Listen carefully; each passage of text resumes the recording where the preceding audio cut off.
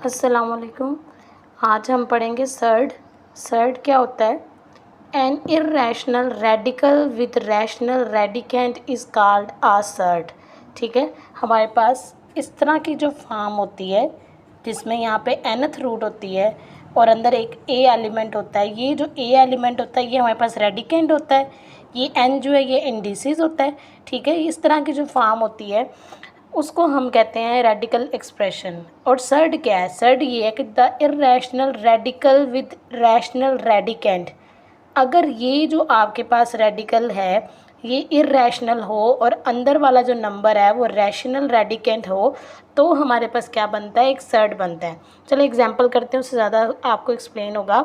Square root नहीं है, ये nth रूट ऑफ ए है। ए जो यहाँ पे क्या है? रैशनल होना चाहिए। ठीक है, ये जो n है ये इरेशनल होना चाहिए और ये जो a है ये क्या है हमारे पास?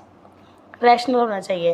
तो square root 5 is a surd है, square root 9 is not a surd. क्यों नहीं है? क्योंकि स्केयर रूट 9 का जो आंसर आता है वो 3 आता है। ठीक है, तो 3 आंसर अगर आएगा तो ये तो आपके पास रैशनल और इरेशनल की फॉर्म नहीं ना बन रही, क्योंकि इससे स्केयर रूट पॉसिबल है।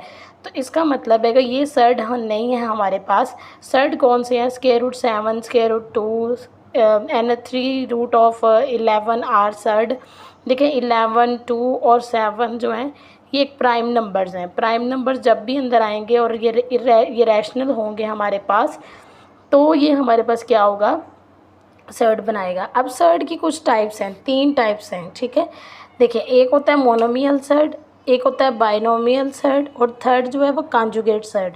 सबसे पहले मोनोमियल सर्ड पढ़ते हैं। मोनोमियल सर्ड क्या है? मोनो का मतलब क्या होता है? मोनो का मतलब होता है एक। ठीक है, तो a surd that contains a single term is called a monomial surd.